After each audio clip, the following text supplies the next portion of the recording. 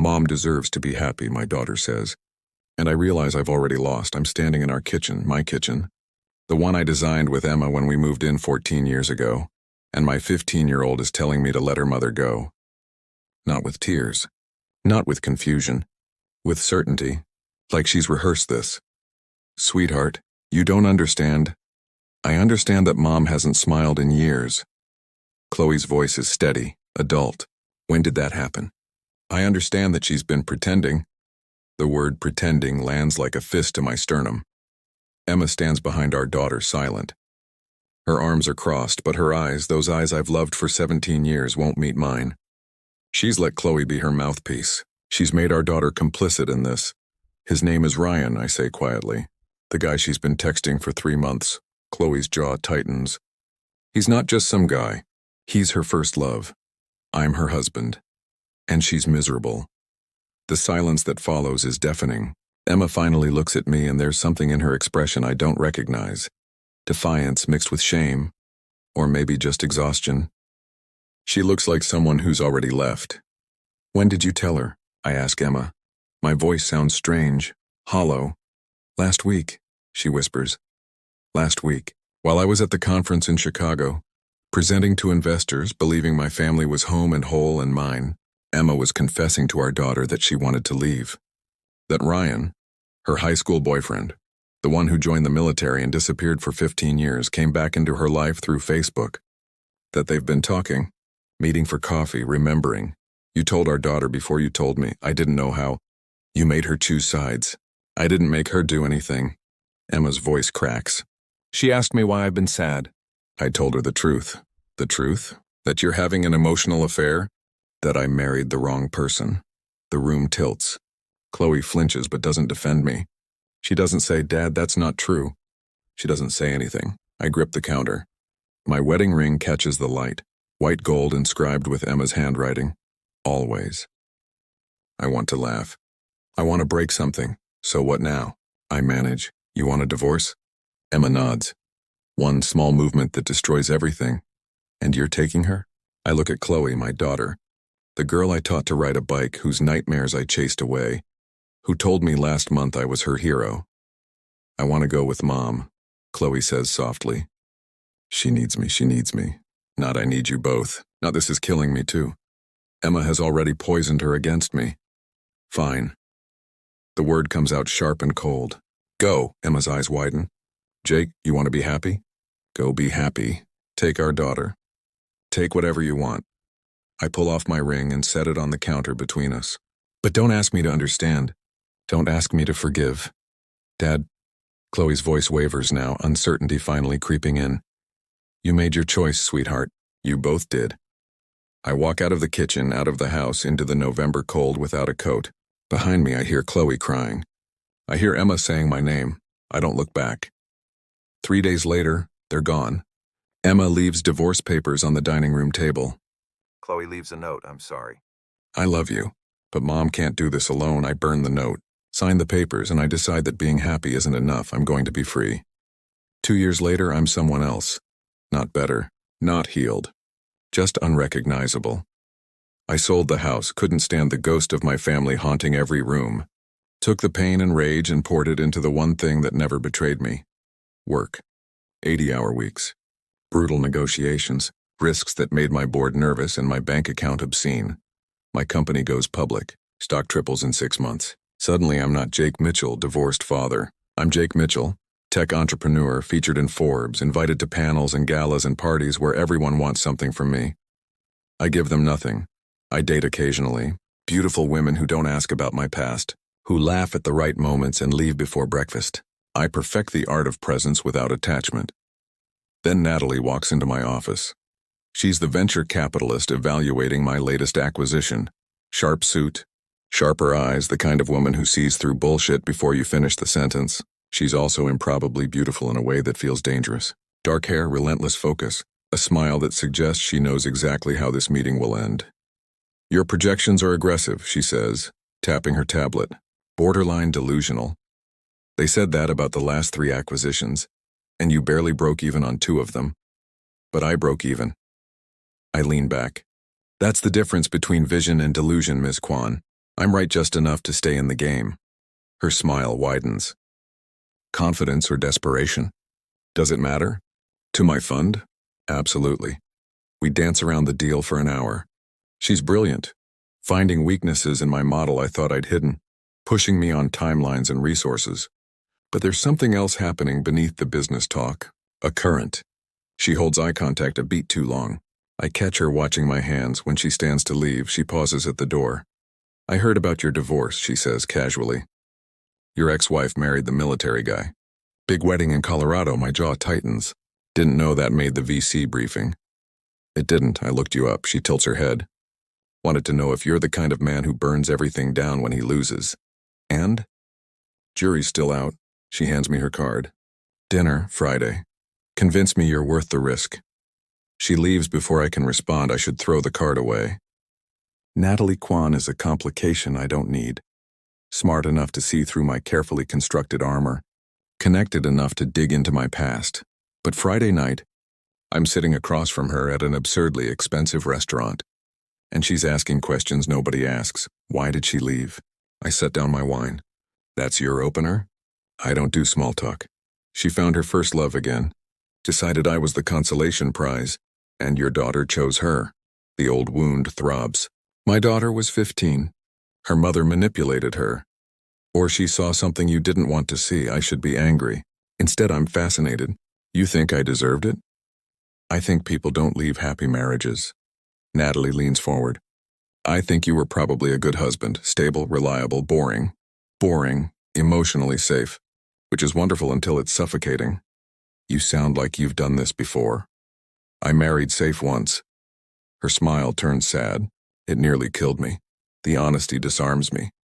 We talk until the restaurant closes, about failure and reinvention, about the lies we tell ourselves to survive. She doesn't pity me, doesn't try to fix me, she just sees me. Outside, the city glitters.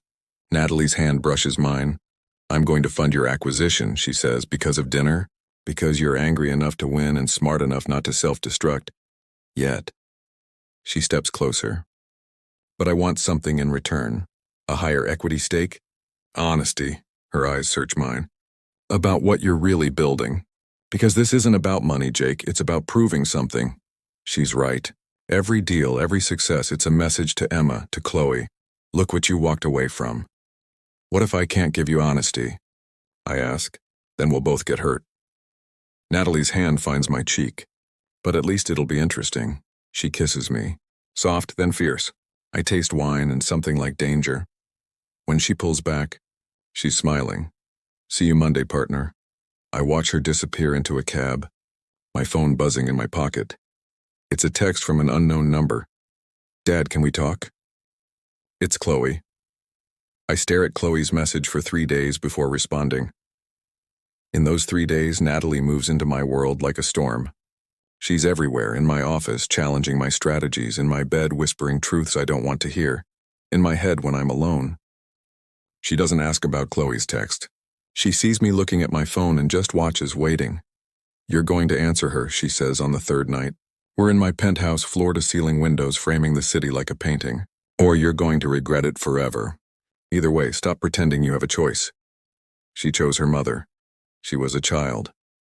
Natalie's voice is gentle but unyielding. You're the adult. Be one. I type. Coffee. Saturday.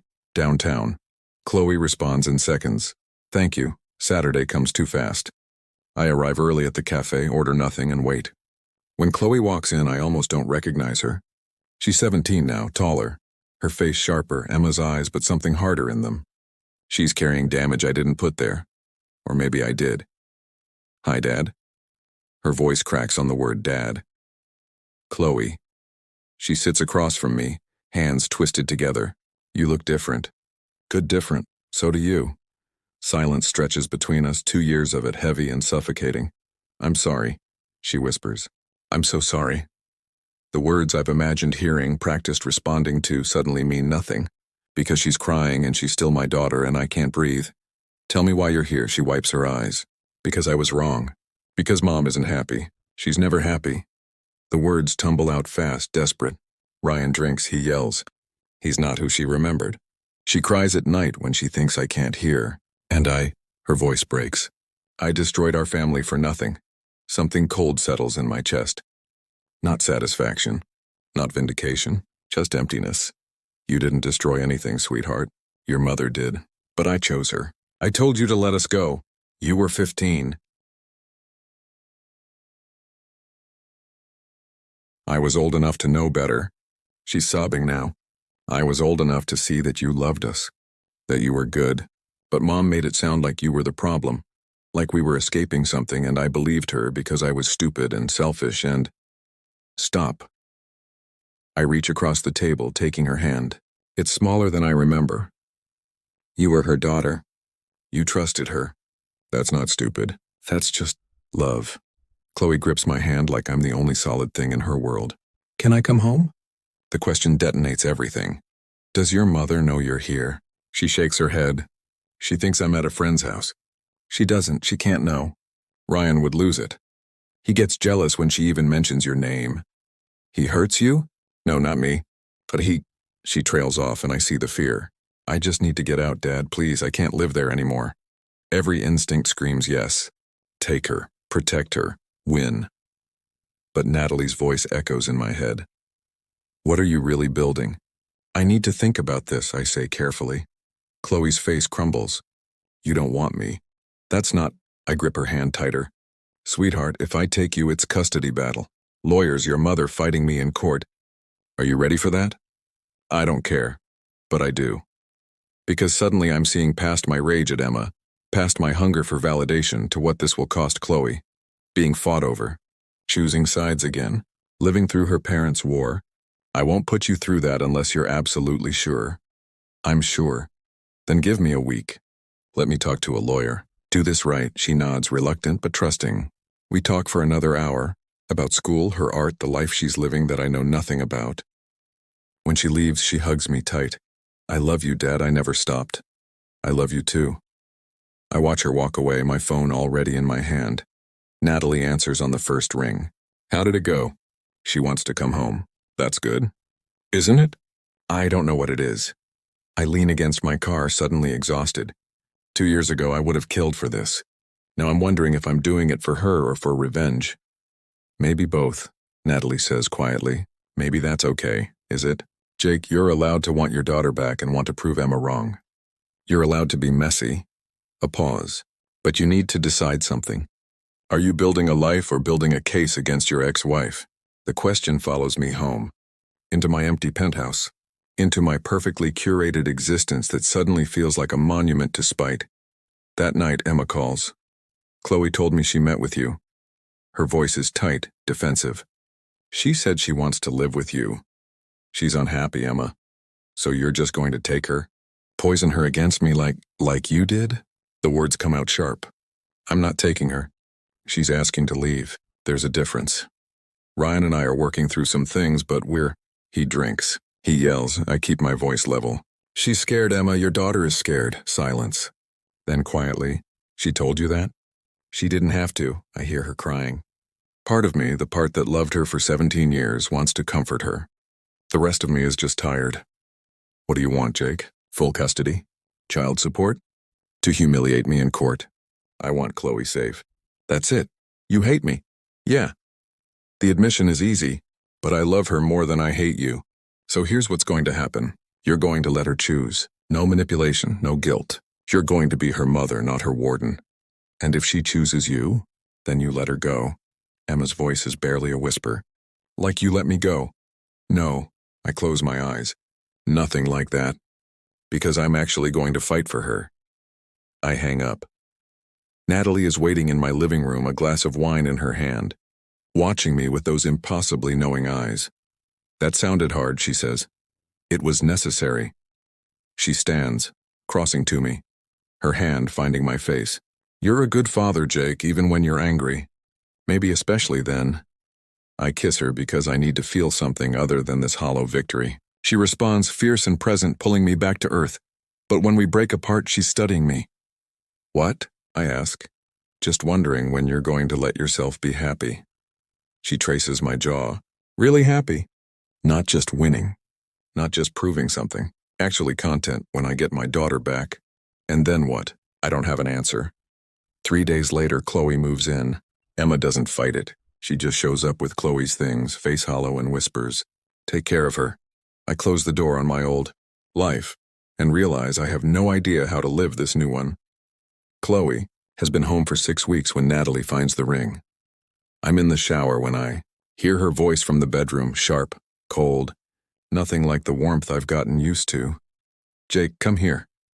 I wrap a towel around my waist, water still dripping, and find her standing by my dresser. The bottom drawer is open. In her hand is a small velvet box I haven't touched in 2 years. Emma's engagement ring. "Why do you still have this?"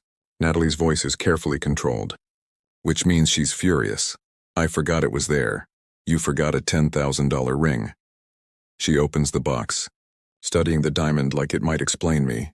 "You forgot the symbol of your marriage to the woman you claim destroyed you." "Natalie, no."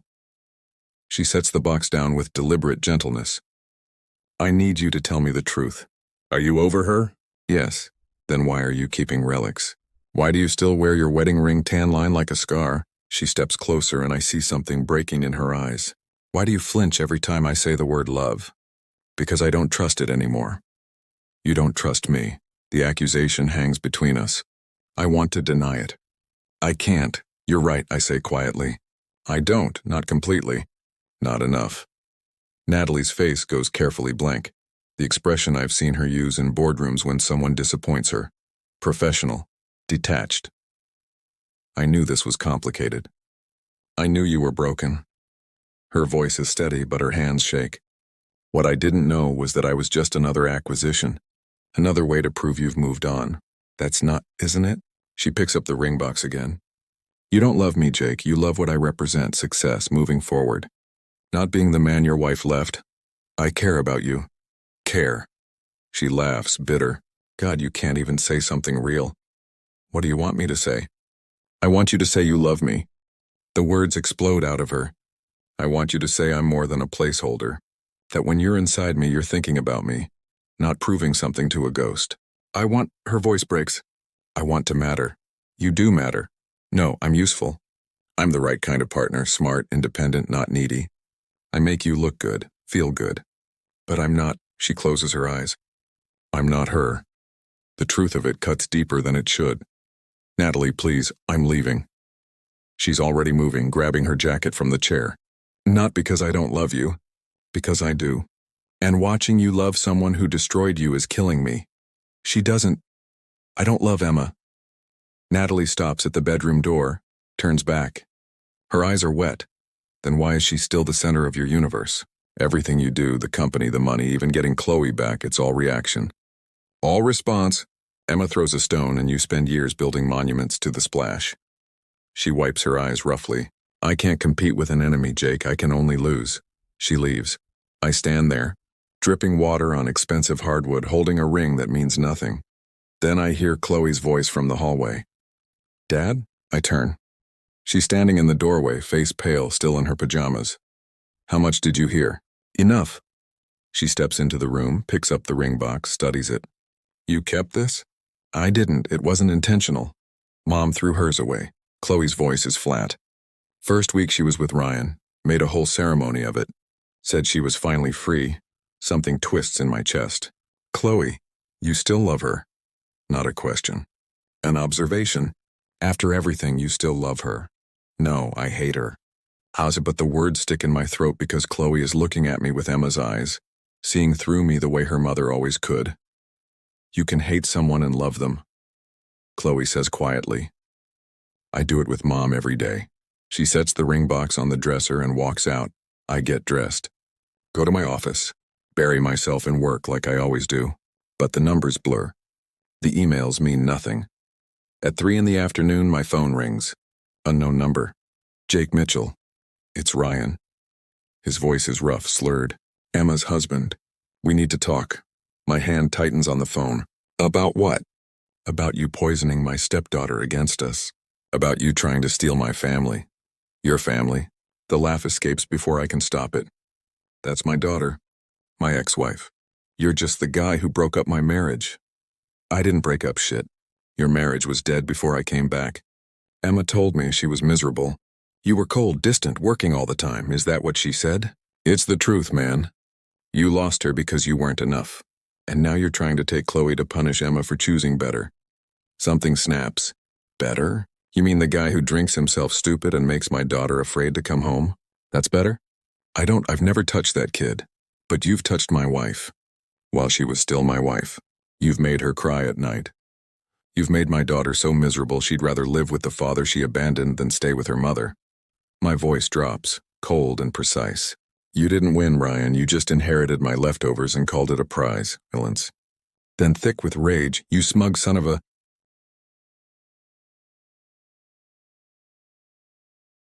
Stay away from Chloe, stay away from me.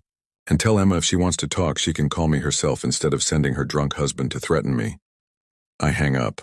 My hands are shaking. The rage feels good, clean, simple, justified. Then my office door opens. Emma walks in. She looks terrible. Thinner than I remember. Dark circles under her eyes, wearing jeans and a sweater that hangs off her frame. Nothing like the confident woman who left me. Ryan called you, she says. Not a question. How did you get in here? I told your assistant I'm your wife. A bitter smile. Old habits. Ex-wife. Right. She sinks into the chair across from my desk without being invited. I'm sorry. About Ryan. It's been hard. Not my problem anymore. I know. She looks at her hands. I know I have no right to be here. To ask you for anything. But her voice breaks. I need to explain. It's been 2 years, Emma. What's left to explain?